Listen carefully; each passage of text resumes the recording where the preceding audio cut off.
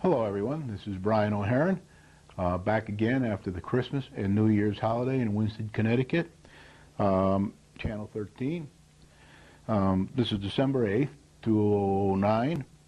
My first, oh yeah, it's January 8th, sorry, thanks, January 8th, 2009, getting older now. It's my birthday's this month, so I'll be a little older even then. 2009. And a very icy day in Winston, Connecticut. I got down here. Yes, the last couple of days were a little tough. The libraries were closed, and I usually use those to prepare for my shows. So I had to punt a little bit this week. But I do want to say a few things here at the start. Number one, I noticed that in all this stuff that's going on in Washington, D.C., that the new president just appointed Nancy Killefer to the chief performance officer on his staff. I don't know exactly what her position will be there. It's chief performance officer, but I don't know whether she'll be in the cabinet or not. We'll find that out. Still has to be agreed by and approved by all whoever approves these things down there, Senate and all.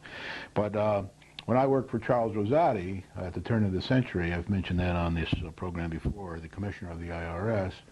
I worked for his organization trying to get the IRS, the largest computer system in the world, does trillions of dollars and trillions of dollars in volume every year. Nancy Killefer was there with the Treasury, and IRS being part of that. I did see her in action quite a bit. She's very good, and her responsibility will be to try to look at the existing budget and try to see where what can be eliminated from the budget. As you know, Obama wants to have a real hard look at it, get rid of pork, and make sure that everything in the budget is absolutely necessary. This is a heck of a challenge for Nancy. I think she'll be up to it. But all you have to do now is watch all these channels, and you can see how slow government works. At the top, it works slow. A little way down, it works a little less slow, but still slow. And by the time you get down to the Winston level, it's still slow. I watched the show the other night, Maritzi's show about the Economic Development Commission, and he was at the selectmen meeting a few weeks ago, and he did say he was surprised by how slow things and how long it takes to get things done around here, and I kind of agree with him. While I'm talking about that, I'd like to say maybe you should tune into that if it's going to be repeated again. It was on Tuesday night at 8 o'clock, and sometimes they repeat that on Channel 13. It's the business program, local business program, run by John Maritzi. And he did make a point on there that I've been making over the year or more that I've been here, is that we really should stop attacking each other in the newspapers and saying naughty things. I mean, exchange of information is good and different ideas, but when it gets personal and people are called names and everything, that's not really good. So I do back John on that. I hope he keeps talking about it, and I hope he keeps trying to get everybody in town to eliminate that. Personally, I don't do that. I don't write letters to the editor, and I don't write emails to people slandering other people. So I think it's a good thing. And I know all the business and people from my attending the summit meeting here 6, 7, 8 months ago. All the business people are concerned about the image of Winston and how can we attract more revenue to Winston if we behave like children. It's not very good, really. Bad enough having the tag of raggies, which nobody really understands, all over the internet, things like that. So good luck, Nancy, down there, and I hope you do a good job. Sure you will. Now, I want to point out that I'm also going to just mention here, I do at the end of the show when I give credits, I always mention Milton Friedman. Milton Friedman is a supply sider. And you can look him up on the internet, look up any of his books. We're not going to do a course on Milton Friedman tonight. But his view is that we have to, kind of the opposite of John Maynard Keynes in a way, although there's a little of each probably needed here. But basically what he thinks we need to do is cut taxes, and cut taxes on business, and eliminate things like any tax on investment income and things like that, and make it easier for companies to borrow money, tax them less. We tax companies higher perhaps than any other country in the world. So we have high taxes on these businesses. Even on the little business I own, I have to pay every year a certain amount of fees to the state and everybody else. So I just want to mention here, so if you want to read about Milton Friedman, especially if you're a student, this period of time is going to be very difficult for us. And the only people that will really benefit by this next 4 or 5 years are students of economics. So if you're a student of economics, this is a live classroom. Just watch C-SPAN, watch the channels that have all the financial information on. Don't believe everything you hear, but check it out as much as possible. Discuss it in your classes. Discuss it with your professors. Try to get a balanced view on everything. But there is no easy answer. There is no black and white answer. There is no simple solution. It's all very complex, and there is some trial and error and some timing involved in all of this. But a lot of these theories, a little bit from each, can help if used properly and all. I just read on the internet before I came in here that the Democrats and I think it's the Senate or don't like all of the plan they've been presented, and they're challenging it. So it'll go through a month or so or two of you know, real good publication and very good challenge and discussion before something is finally approved. We're going to talk a little bit about that tonight for the town of Winchester. So Milton Friedman, very famous supply sider, and advocated proper tax cuts, not just any tax cut. And that's one of the things they are arguing about in the Senate. Well, which tax cuts should they use and which ones shouldn't they use? And usually there's a bigger feeling for tax cuts with the Republican Party than there is with the Democratic Party. Although this time there will probably be some happy medium that they reach to be able to get these tax cuts on business. And the real tax cuts they think will stimulate the economy but together over this. And we don't know what that'll be. We'll watch it over the next few months. I'll bring you up to date when I know myself. I'm not an expert on it. I did live in Princeton, New Jersey, next door to Alan Blinder for 10 years. He was the vice chairman of the Fed under Alan Greenspan. He's written a textbook that's used all over the world on economics. I didn't know him that well because I was on the road most of the time, and he was too. And he was down in D.C. a lot when he was vice chairman. But I did deal a lot with a lot of his disciples. And as you know, Princeton universities were almost all of these. Paul Volcker's out there teaching, and most of these economists, Bernanke and all, they all come from that school, the best economic school in the country, Princeton University in Princeton, New Jersey. So I was exposed to a lot of the PhD thinking down there because I worked with a lot of people who had graduated as PhDs down in New York from Princeton. So I'm not an expert, but I know enough about it to not be afraid to talk about it. The other person I'd like to mention tonight, I don't have the writer here with me, but Rip Van Winkle, right? I know a lot of people now would like to be a Rip Van Winkle. Go to sleep and wake up when this whole thing's over in about 5 or more years. Nobody knows for sure. Nobody knows for sure how deep this recession or how long it'll be. All we know is it's not good for us. And it will be, the outcome will be okay, because by then we should be, we should have a much stronger system, if the system survives.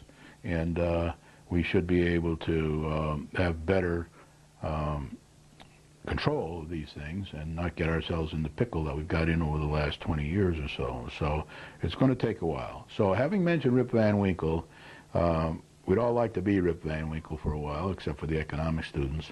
But we're not going to be that lucky. We're going to have to suffer through this, and we're going to have to be positive, and we're going to have to try to manage our way through it, and we're going to have to take advantage of this opportunity now, as I've been mentioning on my shows, and we'll talk a bit about that tonight. We are not in the best shape. Now, if you're not in the best shape as a town, and almost everybody admits that, I even saw some Democrat comment about it in the paper today, the town's not in good shape economically. When you get hit with one of these things, it knocks you off your feet. So be ready for a pretty tough time. Now tonight, you're going to see a picture here of Northwestern Connecticut Community College Library. I didn't have a better one with me. I do at the house, but I forgot the darn thing, so I picked this up. But tonight I'd like to welcome Mr. James Patterson as the new director of Library Services at Northwestern Connecticut Community College in Winston, Connecticut. Mr. Patterson, a few months ago, replaced Ann Dodge after her 29 years of public service as librarian and library director. Originally from rural Ohio, Jim earned his Master's of Library and Information Science degree from Kent State University after several years of teaching middle school language arts. He has served as library director for several years and has taught at community colleges in Ohio and Connecticut. He's a very nice man. I've heard he's a good cook as well, and people down at the library and love working with him, and I think most of the people who attend there respect him highly. He also works as an adjunct faculty member in the library certification program at Three Rivers Community College in Norwich, Connecticut. Jim loves to travel, and this has propelled him to travel widely and work abroad.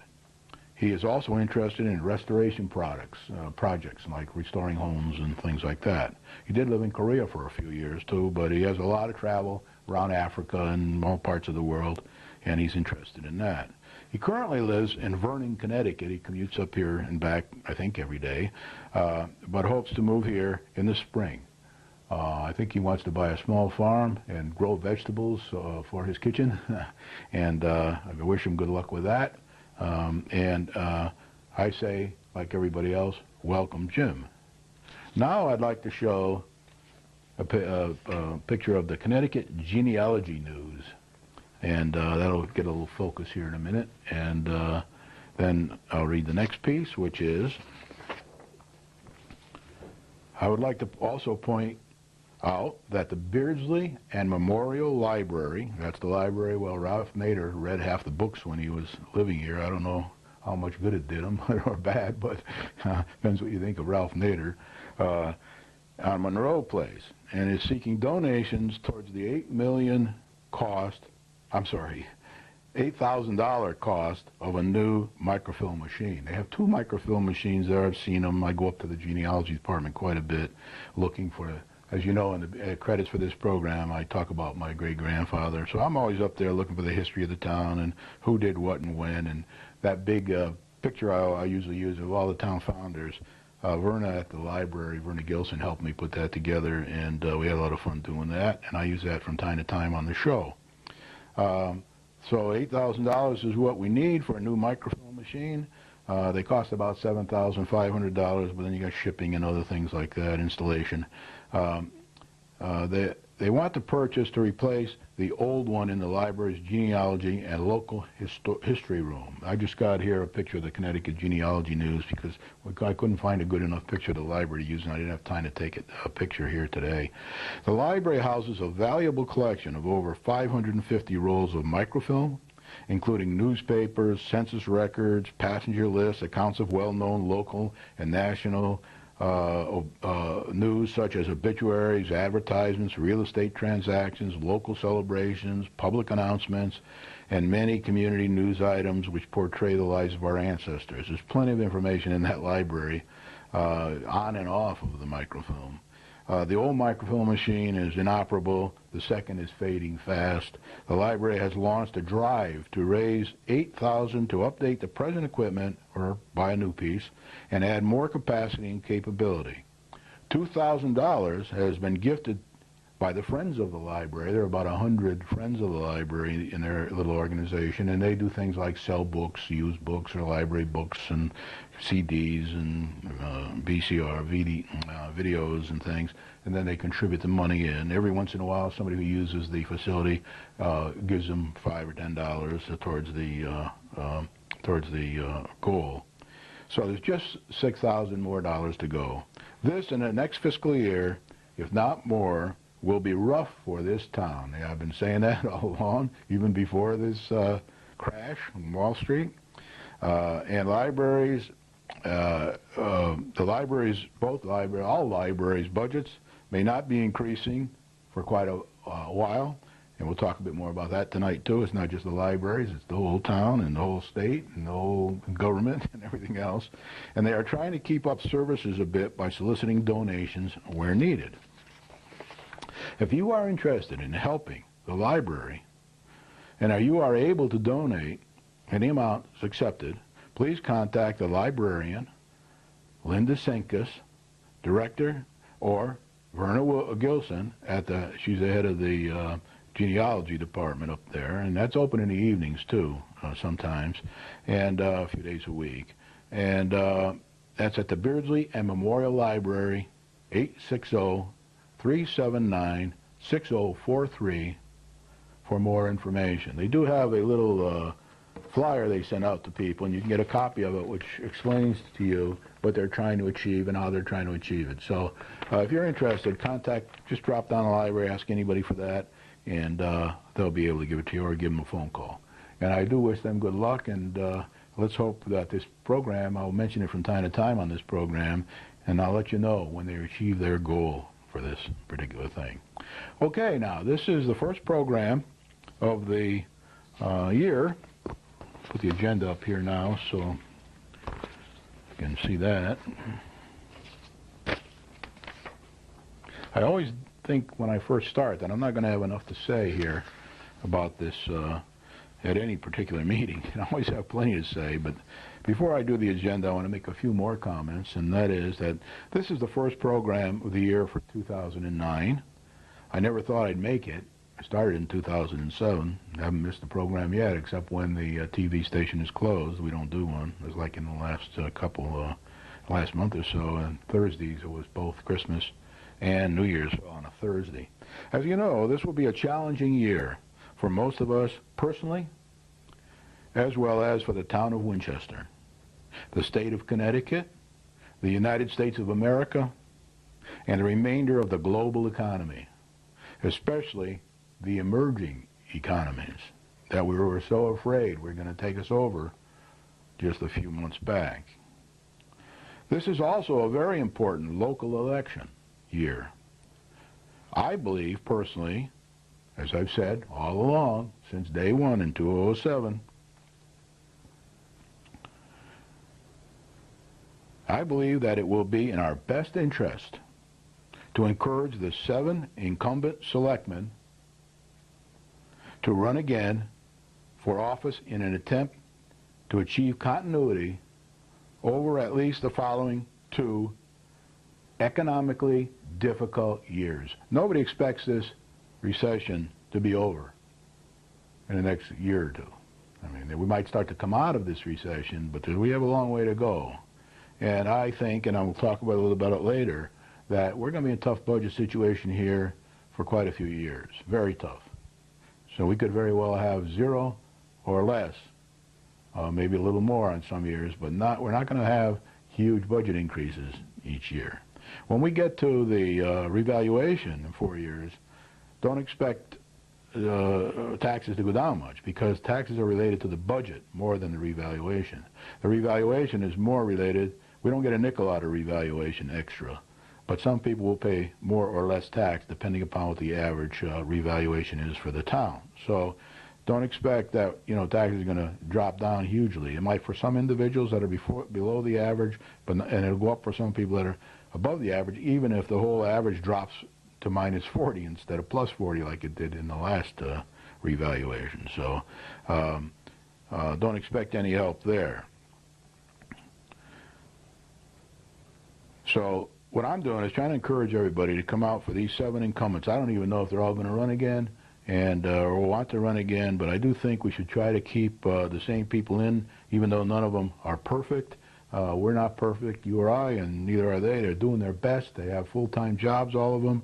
I think all of them have a full-time job. I sometimes wonder about one of them, but basically they have full-time jobs. They're very busy people. They do also have other charities and things that they're working with, and it would be very nice if we could keep them in again despite their faults, and to take advantage of the wonderful points that they have. And personally, I think, despite what you read in the newspapers from time to time by a very small group of the people in town, very, very small percentage, I would say it's probably less than 1% of the voters in town, with sarcastic comments for both sides, it's not good. So I say, let's keep them, let's run them again, let's keep the same town manager, and let's get through these next whatever number of difficult years we have with this economy, Winston did not start out in great muscular shape here. We started out as pretty much a weakling, relatively speaking, economically, and we got to get out of this pickle.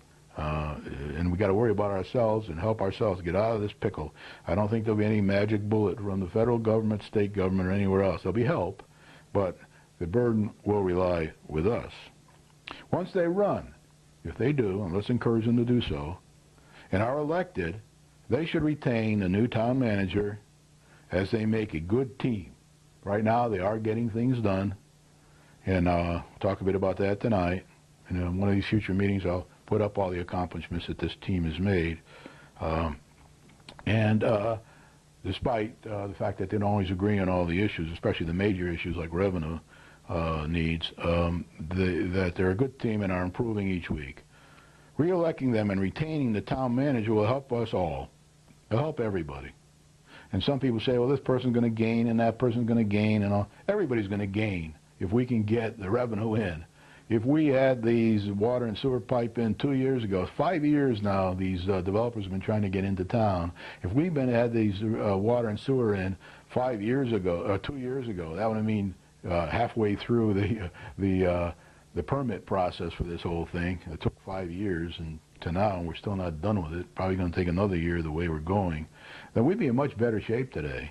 Now, we probably still have to wait to sell the houses and all and build them till this recession is over, maybe, maybe not. Developer says no. Other people say yes. Nobody knows the real answer. Time will tell. So I think that we ought to keep this team. We ought to keep trying to get this revenue in. We're going to have to very carefully manage our expenses, and that's going to be tough. That's the toughest thing we're going to have to do. There is a page in my green paper that gives a start on how we can manage the expenses for these tough times. Most of the team, including the town manager, have gone through a difficult learning curve. It's not easy to go in as a selectman and know everything right off the bat. You've got to go through a learning process. You have to deal with the taxpayers and the town meeting and all of the business owners and all. So there's a lot to learn when you get in there. Plus, you got to run your own business and do your own thing. So there's a learning curve, and they should be better prepared to be much more productive in the next term than a new majority, especially if the new majority has the opposite philosophical view on everything. For example, let's not develop down the corridor up in these places. Although most of the permits will be granted, there's still a lot of work needs to be done over the next 5 to 10 years to get those things up and running and sold and the tax money coming in. So that's very important. I would, if I were you, I wouldn't change this team, you know, unless somebody drops out and doesn't want to run again, and I can understand that. It's very hard on families to take the pressure that's being put on all of these 7 selectmen and the town manager. Very difficult on their whole family, all their friends, and the town. And it doesn't give us a good image in the state of Connecticut, I can tell you that. That's one of the main questions I'm asked all the time. Why do you live in Winsted? Why are you there? Why don't you go somewhere else? You know, now there's those who would like to see me go somewhere else, and there's some who don't. So basically, not many people say, gee, how lucky you are to be living in Winsted. You know, it is a great town. As I told my wife, I love the town. There's some problems at the lake I don't like too well, but I do like the town, and I think that's one of the reasons I'm trying to help here while I'm in town. Please approach each selectman as a citizen and a resident, especially if you're a voter, in person or by mail, and tell them what a great job they are doing under very tough circumstances in both the town and in the state and in the country and in the world. They are doing this under very tough circumstances, and encourage them to run again for office. Say good things to them, pat them on the back, and then vote them into office in November. And if somebody tries to tell you all the bad things they're doing, and you know how you know, try to reason with them and try to keep their give them a pat on the back, because they don't get many pats on the back.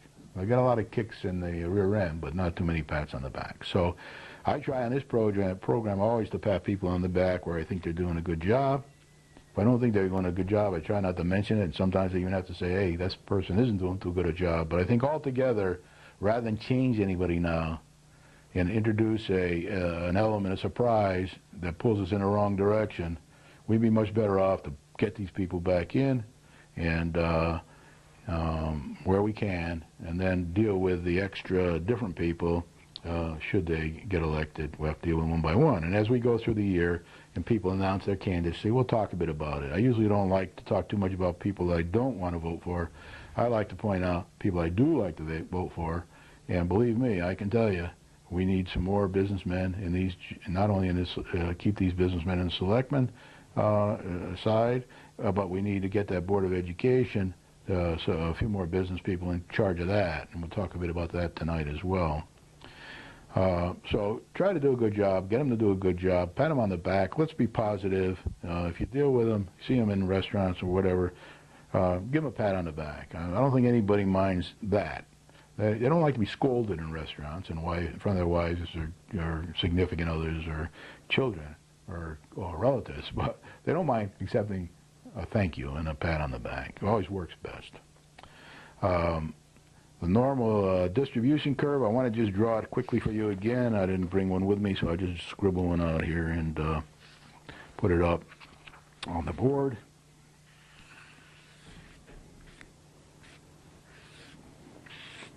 This is the normal distribution curve I usually use here. I put it up all the time. I just want to show you that most of the bad news about these selectmen comes from a very small percentage of the people. Very small percentage. They write, I would say the people that write into, say, the Register or the Republican, probably, 20, 30 people at most, probably more like 10. Some of them write in 3 times under pseudonyms and things like that. So you're really talking about, very small percentage of the people. Most of the people in town lie along this curve, this being the average in the center here. And some fall out more towards the right, some fall out more towards the left, and then people like on this end will write in too. So you get most of your main criticism from these people, and some of them are leaders. Some of them don't sign their name either, which I don't think is, I wouldn't do that. But so please realize that. And all you people that are in this area, those are the ones we need to talk to the selectmen and the town manager. These people are already doing it by writing letters and being vocal at meetings and all, and that's okay. As long as they don't slander anybody, that's all right. So I wanted to point that out to you. Now, once again, I'll remind you about some numbers. There are 3,800 approximately unaffiliated voters in this town. I'm one of them. I'll vote for whoever I think is going to do the best for the town and make this into a profitable, or at least break an even, but preferably a profitable enterprise for the town of Winchester. During all this time, when we're not going to have very low budget approvals throughout the state and New England and the country, there's going to be a lot of damage to the infrastructure. It's going to continue to deteriorate. It's already deteriorated in town of Winchester. So there's going to be a lot of damage to this infrastructure. We may get a little money from the government to help us with that. We'll talk about that on another slide I've got. But all you unaffiliated people, you are the majority of the voters in this town. You got to pay attention. You got to say thank you. You got to help these people get elected again, and you got to help us get some money. And this is going to be easy. I don't know where it's going to come from year to year, to keep our roads at least in minimal good shape, and to avoid another huge bond issue in years to come, and that kind of thing. So the Democrats are 1,800. So here you got 3,800 unaffiliated voters. Democrats are 1,800. The Republicans are 1,400. These are all approximate numbers. They could be off by 50, 60 each of them because they change all the time. But as people move from party to party and leave town and join town and things, okay? So you got 3,800 unaffiliated. You got Democrats 1,800, and you got Republicans 1,400. And then you got another 52. The other category is 52, of which 48 or 49 of those are independent party. So you basically got 3 parties in town, plus the unaffiliated. And one of the parties is only 49 people. Now that's 49 or 48, whatever the number is. They're in the books for something like 46 or 7, I forget. But there's only 52. So I don't know where the other 1 or 2 come from. There's a homeowners party or something like that. Might have one in it, maybe the Green Party, but I couldn't find that out down at Town Hall. So please pay attention, unaffiliated, because you together with Democrats and Republicans can take this town forward, make it profitable, and get us out of the pickle we're in now, and help us get through this recession. We're not Rip Van Winkle. We can't fall asleep. We gotta be even more astute and more awake and more involved than we have ever been before, with a lot less resources, both personally and as a town and as a state. There's going to be a lot less money available from the state and the federal government, so we got to pay attention. Now, with that, I'm just going to go through the agenda quickly. I'm going to go a little faster here now. I already did all the comments. The 6th 2008-2009 proposed annual town budget meeting. The 6th proposed 208-209 town budget referendum. The Board of Education, 1,000. It's actually 128,000. It's 127,909 something. Year-to-year budget overspend. I wanted to say a few words about that. It's been come out of the woodwork here in the last week or so. The status of the major developments in town. We still got to keep going with them. The only source of revenue that we got coming in town. We might even lose some revenue here over time, because if people get laid off in these factories around here, or any of them close down, then that's going to hurt our tax base. So we got to have to be very careful here. That we got to have this emphasis on helping ourselves on the revenue side wherever we possibly can, and helping all these companies to succeed, and the stores and everything else. So we got to pull together. It's all teamwork. And then the stimulus package. I want to talk a bit about the Obama stimulus package and the town of Winchester's relationship with that, if any. Okay, the 6th 2008-9 town budget meeting, January 5th.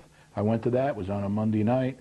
And there was some move to cut more out of the budget, but that didn't happen. So there's no change to the numbers I've been showing you over the weeks. I'll show you again in a minute here. But it's a zero increase to for this 6th town budget referendum. It's going to be a zero increase. Some people think it probably should be less than zero, but this time we'll be voting on a zero increase for this budget. The town budget referendum is going to be from 8 a.m. to 8 p.m. Saturday, January 31st, 2009, pardon me, at the Pearson School. So I don't know what the weather's going to be on January 31st, but try to get there and vote. Pardon me. Proposed tax increase, 0 mills or 0%. As I've said in the past, here's that little chart I always put up. I won't go through the whole thing, but this is the 6th one, and we've gone up and down in here, but we started at 1.77 mills. We ended up at 0 mills because these budgets all got voted down. And this is the 6th one, and it's 0%. And remember, 1 mill is now, because of the revaluation that happened, $816,900. So $816,900. The mill before, the revaluation was like, I forget exactly now, but $582,000 or something like that, or something like that, Nick in the Woods.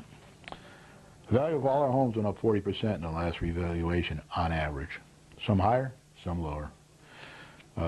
Across the board reductions to achieve zero for this next budget referendum was minus 1.56% of the budget, not including fixed commitments where they contracts and things where they had to pay money.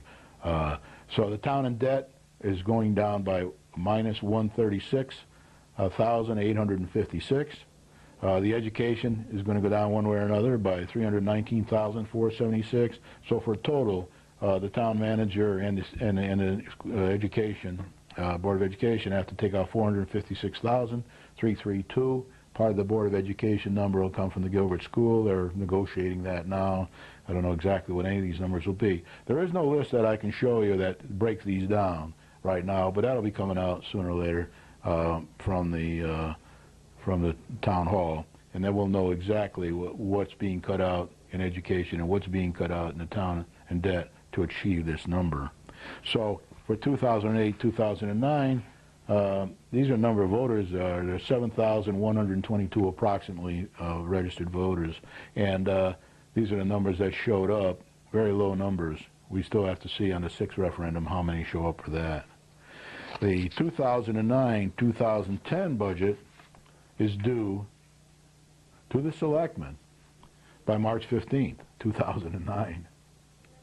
You know, this is almost the middle of January now, so we got 2 months. Now, they are working, the town manager and the Board of Education are working on the 2009-2010 budget. And what I'd like to say here is that most of the people, as far as I can see in the newspapers around the state, Torrington especially, they're shooting for a zero increase for the 2009-2010 budget. And I wouldn't doubt, I don't have any official information from anybody about it, and I haven't heard it discussed at any of the selectmen meetings, but I think the target will probably be to try to get as close to zero, plus or minus, as possible for this next budget. That might happen for future years, for a few years. It all depends on how this economy goes. So we got to really pay attention here, and people are starting to realize now that you know, we got caught here a bit with our pants down, and it's a little tough for us. So we're going to have to work very hard as a town. The current 2008-2009 fiscal year will end June 30th, 2009. So what we're hoping is we can get another budget approved before that. Now I'm going to talk a bit about the Board of Education and this budget thing. There is a sheet of paper. I'm not going to read all this to you, but you can get this from the town manager. It was in the packet for the selectmen, and it tells a story of what happened here with this budget. I'm going to go through a slide or two, but if you want to know more detail about it, go down and see the town manager, get a copy of this, or his assistant, and get a copy of this, or see any of the selectmen. They have a copy that they got in their last packet. It wasn't really discussed at the selectmen meeting, but will be, I think, in future meetings. So that's that. The Board of Education, the selectmen requested an audit a month or two ago, and that audit of the Board of Education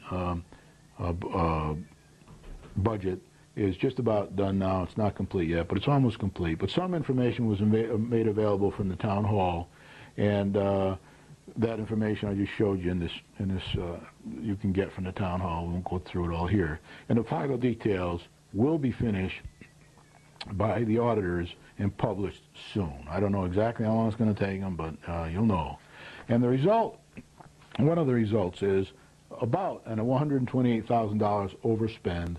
There should be a D there. Sorry, well, we were overspent. But in 2006, 2007, carried over to 2007 to 2008. Now, I don't think anybody did anything maliciously here. I think there was, you never know until those is out in the open, but nobody really thinks that malicious things were done, but some very inappropriate things were done, and they have to be identified and fixed. And one of the main ones was for, you know, we've had like four new guys coming in to be the finance director for the education for the schools, but he'll be the fourth person we've had in the last 4 or 5 years. So we've had some turnover there. We had one temporary person. We had another person who was let go. We had another person who was either quit or was let go, and now we've got a new person coming in on February 1. So what's happened now is the town manager and the finance director and the auditors went in and worked with the Blaze, Salerno, and the school people, and they went through and they did this audit jointly, and now they have a procedure where monthly reports from the Board of Education to the town will be reinstated, and I think they already are reinstated, and they're in forms that will be very easy to understand, and they'll be made available to the public as well. It's all public information. So any of you who are interested in this can go down and get that information as soon as it's ready. Should be a 1E in there. Sorry about that. So it looks like about a year or maybe a year and a half ago, I don't know when, they stopped doing these monthly reports. And I think part of the problem was that they had changed their computer system, and it wasn't in the same format as the towns, and they didn't write a little program to translate it, blah, blah, blah. There are a lot of reasons for it. But that's fixed now, so we'll be able to watch these budgets as we go along and have more real-time information. And when we do audits in the future, there should be no surprises. The new finance director has been chosen. I saw it in the paper today. I don't remember exactly what his name is, nor does it matter too much to me now. They say he has good qualifications. So he'll be here for the education, and he starts on February 1st, 2008. Meanwhile, the Board of Education and the town manager and town finance director are working very closely to get through this audit with the auditors and to make sure we're off to, we get the next year audited properly and in shape for the proper audit. We've had a lot of problems with this budget, understanding this education budget. I went to some of the meetings and nobody knew what the numbers were, and it wasn't easy. So hats off to everybody for getting that done. And when they do get it done, and then of course they'll be looking at how the first 6 months of 2008, 2009, and then they'll have to audit at the end of the year again, and by then everything hopefully will be under control. Now there are people questioning all this information, and they will continue to do so, and they will have this audit information available to them. Okay, now status of the major developments. Aurora Estates is the first one. That's the 224 houses. Now notice here that there's a whole lot of people in town, or not many, probably very few people in town, who think that because of the recession this will never happen, because of the there's information in the paper that perhaps the developer's going bankrupt, blah blah blah. That are none of my concerns. What I'm trying to do is make sure that everybody in town gets us into the position, being positive here, saying once this recession's over, which it will be someday, may take 2 or 10 years, but someday it'll be over, and then somebody will be able to carry on with this project, the golf course.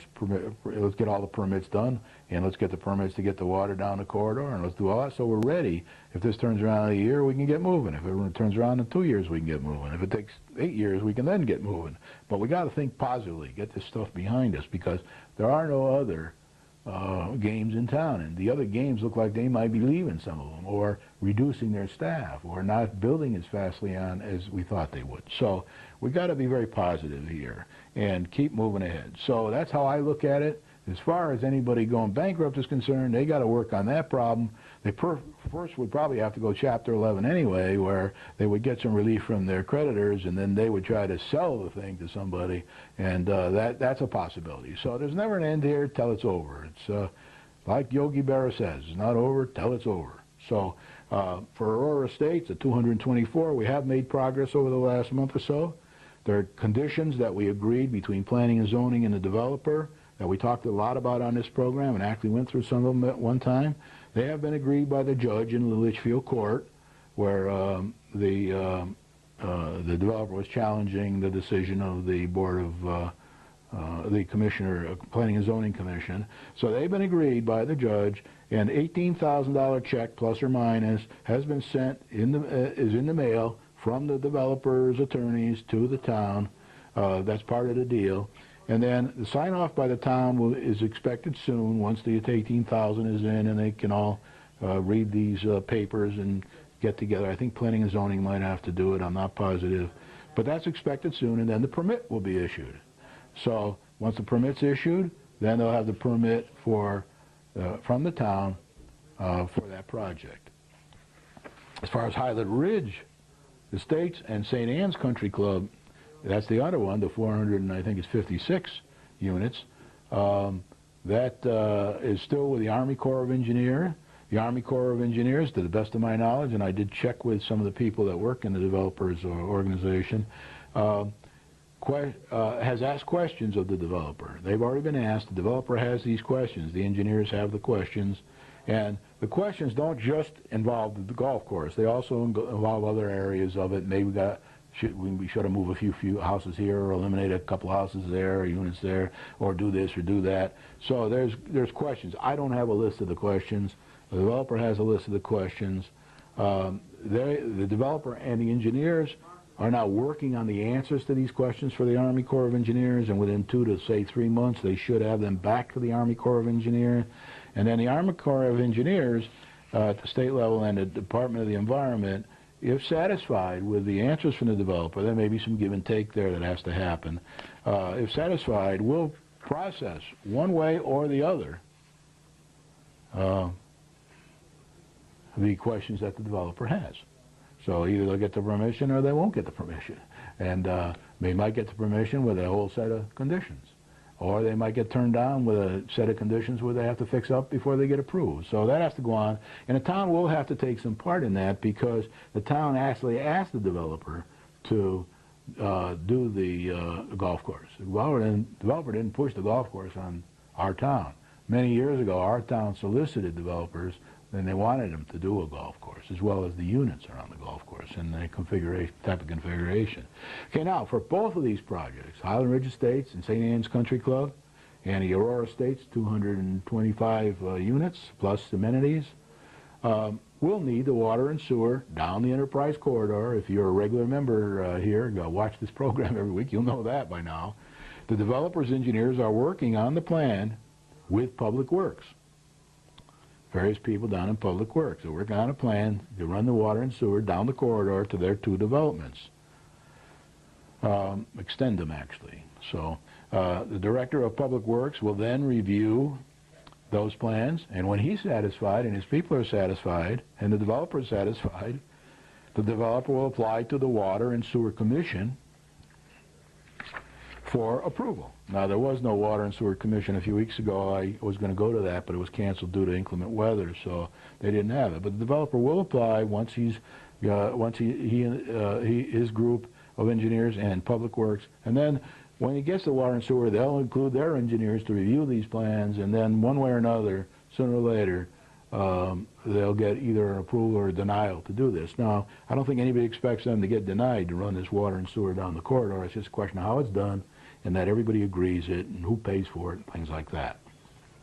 Once approved by the town, the developer will apply to the state for a certificate of special exception for both approved projects. And they're not going to wait for the POCD. The POCD is taking longer than I think it should take. People are doing a good job on it. They're trying to get it done, but it's going to take a long time. So these guys aren't going to wait for that unless economic conditions change or something else happens along the way. We're just going to assume that they're going to get this plan put together, and they're going to go to the state and get permission to do the work, so they're ready to do it when and what they call shovel ready. Okay, I want to talk about one other issue here tonight, and that is the stimulus package that's going on down in Washington, D.C., Senate, House of Representatives, Republicans, Democrats, President, cabinet members, etc. You know, we're still going through the handover. We still got two presidents and still for a few more weeks, but they're working closely together symbiotically. That's the word I try to use here on this show for how we should work together symbiotically between our groups in our town. But on December 9, 2008, a letter to the town manager from Governor Rell requesting information. What kind of things would you like to see in a stimulus package for the town of Winchester? I don't have a copy of that letter, and but that's the essence of the letter is, town manager, what has town of Winchester got that might be eligible for this stimulus package from the government, federal government? So, that letter was answered by a letter to the office of the governor from the town manager on December 18th, 2008. And being very interested in this stimulus package and what it can do for us to help us get work done without a big cost to local taxpayers. It'll be a big cost to all taxpayers, and some people say too much of a cost. But if they are going to give the money away and we can get some of it, it will help us locally. It won't cost us money to do things that the federal government will pay for on their nickel, and that all of America will pay for the next 100 years on their in their taxes. So what happened was, I first want to say the definition of what the federal government is looking for are shovel-ready projects. They show what shovel-ready mean. When I talk to the economists down in Princeton, I call them once in a while, they tell me that shovel-ready is a little bit of a misnomer now because nobody shovels anymore. Back in FDR's days, everybody could shovel, and they all went out with a shovel and they shoveled. But nowadays we have equipment that does most of that work. So shovel-ready is a bit of a misnomer. But what shovel-ready means in this Obama package is projects that are planned and ready to go within days of funding by the U.S. government. So when they say, here's the money, like they did to the banks and like they're doing to everybody else, then within days of getting that money in our hands, we better be ready to go with the projects that get funded. Now, what did we ask for? Here's what we asked for. We requested $5 million to improve roads. Got the letter here. Let me see. Maybe I can read you some detail. I don't know if I've got enough time to read any detail. But anyway, to improve the roads, and that's all kinds of things, fixing potholes, fixing the tar, keeping the roads in good shape, repairing the odd road, ripping up the odd road and fixing it. But it's mainly for roads in the town of Winchester. $5 million. Now, are we likely to get $5 million? Probably not. Maybe we'll only get $100,000. But this is what the town manager's asked for. He thinks we're ready to go on $5 million worth of work with the roads. You know, one of the weaknesses in our own budget is we don't have any materials for people to work on the roads. Never mind working on the roads. We can't even buy the tar and whatever else we need to work on these roads. So it's a real problem for us now. And if we go for many years here with zero budgets, we're not going to have very good roads. They're going to deteriorate. So a few $100,000 a year to work on the roads might help. Now, let me say, on this package, stimulus package, there's going to be a little in the first handout this year, maybe another one this year too at the end of the year, and then there'll be another one next year. So it's not all going to come at once. So the whole question is, we're asking for $5 million to fix our roads from the stimulus package. It may come in small pieces, it may not come at all, and it may come over a year or two or more. The next thing we're asking for as a town is $15 million for bridges. And there are a couple bridges that, one of them is that bridge down by Green Park that goes up the hill. I don't know the name of the bridge, but it's down there. The first right when you go up the old Route 8 there. And there are a couple bridges, $15 million to repair, or replace, or fix those bridges. So we may not get that. We might not get any of it. We may get some of it. That would be something that the town manager would have to negotiate with the state when they get that far. And then I don't have any breakdown of any of this stuff, but maybe the town manager has it, but I don't have it. So if you want any questions on it, you can ask the town manager. The next one is $15 million for the schools. And that would be to do a lot of the repair work we need to do with the schools in town, get them up to snuff, and do as much as we can. I don't think it means building a new school, because we know that's about $50 million. But, you know, we could spend this money on the schools. We can do as much as possible from this money, depending on how much we get from the federal government. So now we're up to $35 million here. Then $5 million was asked for the American Mural Project. That's that project that I've talked about a few times down by the Green Park and back of the university down there. That I can never remember the name of the street, but it's a real good project that's being put together. They're out trying to get funding, and I did ask the town manager, are they, the American Mural Project, shovel ready? And he said yes. If we get the money, they can charge ahead. They're already out trying to raise money. Anyway, so now we have $40 million, which we may get some of, and we may get none of, or somewhere in between. And there's a lot of negotiations that have to happen. There's a lot of time. But as you see on television, the Obama team is already slowing down. They're not going to be ready the day he gets inaugurated to make any real decisions on this. It looks like that's going to take another month, maybe more, before they can say, okay, here's the money. And then the money gets passed out, and then trickles down to the town here, through the state, and off it goes. So if you want to know more about it, you contact the town manager. If I ever find out more about it, and I'll be watching it fairly closely, I do want to go to some of the meetings that they have with the Litchfield County Board of Elected Officials. Our town manager goes to the CCM meetings where he's in touch with them there. So we'll be trying to pass on as much information, and you can get it out from the selectmen meeting when they have it, make it public and all.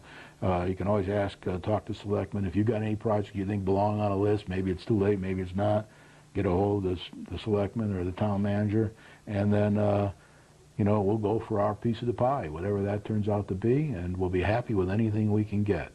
So with that, I'm saying have a good few weeks. Turn out to vote on January 31st, which is the referendum on the budget. Keep your eye out for the March 15th next budget and proposal. After March 15th, it'll have to be agreed by everybody and all before it goes to town meeting and referendum. But that whole process starts by the selectmen getting a budget from the town manager on March 15th. So there's plenty of happening there. Let's all pitch in now during this rough time. Let's try to help get Winchester on its feet and keep it on its feet. If you have any questions at all about things, especially to do with the revenue coming into town, talk to the town manager. Try to get objective information. Be very careful about what you read in the newspapers or hear on TV programs. Try to get the facts from the people. And I don't deal too much with the developer. I deal sometimes with one of his engineers or a lawyer just to find out what progress is happening. But whether or not, what kind of financial shape they're in and all that kind of thing is not in my purview. So all I'm trying to do is keep this thing moving along, get these permits agreed, so that sooner or later somebody can help us get revenue into town. And as you know, there's millions of dollars of revenue possible there, but it will take time. And remember, the baby boomers aren't going to go away. They're going to be looking for these kind of age-restricted homes, and this area is very popular for that, the Berkshires, and there's a lot happening here, and it will happen again someday if it's not happening now. But with that, I say thank you very much for watching. Tell your friends to watch in the future. It's bad weather. Most people do watch in bad weather, so good luck to all of you. Hope you do well in keeping your jobs and helping other people get jobs and helping people that need help that can't afford to carry for themselves, food kitchens, and there's going to be all kinds of needs here. We're going back 50 years now, and a lot of people are going to see what part of this generation and certainly past generations have lived through. Thank you very much.